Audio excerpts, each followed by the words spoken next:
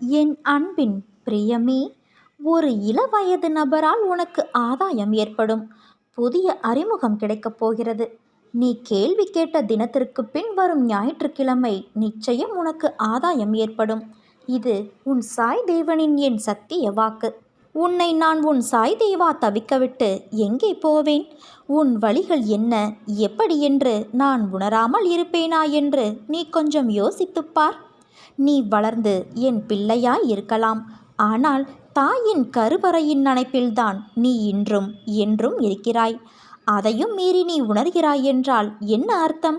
உன்னை வாழ்வில் மேலோங்க உன் சுய சிந்தனையும் முடிவும் எடுக்கும் பக்குவமும் வரவேண்டும். அதனால்தான் எட்டி நின்று உன் சாயப்பா நான் வேடிக்கை பார்க்கிறேன். நீச்சல் தெரியாமல் துன்பத்திலும் வழியிலும் தத்தளித்த நேரத்தில் உனக்கு நான் அருகில் நான் இருந்தால் எல்லாவற்றிற்கும் ஓரளவிற்கு தெரிந்துவிட்டார் என்று நீ இருப்பாய். நான் சொல்லும் அனைத்தும் உனக்கு சரியா தவறா என்று ஆராயாமல் இருந்த என் பிள்ளையின் மனம் எனக்கு தெரியும். ஆனால் உன் வாழ்க்கையில் நானும் உன்னை சுற்றி நிறைய மக்களும் உள்ளார்கள். அவர்கள் எல்லாம் அப்படி இருப்பார் என்ற உத்திரவாதம் இல்லாத போது நீ அந்த மனநிலையை விட்டு வெளியே வர வேண்டும். அதனால்தான் ஆற்றில் உன்னை இறக்கிவிட்டு அருகிலிருந்து அமைதியாய் உனக்கு நான் உணர்த்துகிறேன். இது உன் நல்லதிற்கே. உன்னை உயிராய் நினைக்கும் உன் சாய்தேவா எப்படி உன்னை விட்டு செல்வேன்? உன்னை விட்டு நான் எப்போதும் விலக மாட்டேன். என்றும் என் அரவணைப்பில் நிம்மதியான நோயற்ற வாழ்வு பெற்று சுபிட்சமாய் வாழ்வாய். இது உன் சாய் தேவனின் என் சத்திய வாக்கு. அன்பு குழந்தையே, கரும வினைகள் உன்னை விட்டு விலகப் போகிறது. கடன் தொல்லைகள் விலகப் போகிறது. வர வேண்டியது வந்து சேரும்.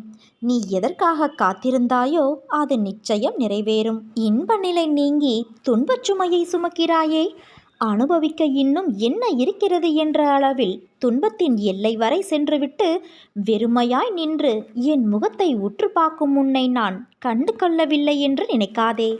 உன்னை அன்போடுதான் கவனித்து கொண்டு இருக்கிறேன். உனது இழப்புகளை திரும்பி பார்த்தால் என் மனம் கூட நடுங்கத்தான் செய்கிறது. ஒவ்வொரு முறையும் உன்னை நான் தைரியப்படுத்தி கொண்டு வருகிறேன் என்பதை நினைவுபடுத்திக்கொள். இன்னும் நீ கடந்து போக வேண்டிய தூரம் கொஞ்சம் இருக்கிறது. அதுவரை எல்லையற்ற பொறுமையோடு தீவிர நம்பிக்கையோடு உனது சுமையின் கணம் தெரியாமல் இருப்பதற்காக எனது நாமத்தை உச்சரித்தபடி இரு. எனது சத்தத்தை உணர்வுள்ள நீ கவனித்து கேட்டு அதன்படி நடந்து கொள். அப்போது உனக்கு இளைப்பாறுதல் கிடைக்கும். எதற்காகவும் கவலைப்படாதே. நான் உன் கூடவே இருக்கிறேன். எது வந்தாலும் நான் உனக்கு அருள் செய்ய காத்திருக்கிறேன்.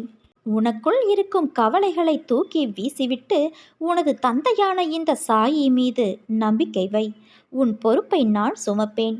உன் குடும்பத்தை நான் தாங்குவேன். உன் கண்ணீரை நான் துடைப்பேன். நீ நம்பிக்கையோடு இருந்தால் நல்லதே நடக்கும். சாயிருக்க பயமேன்.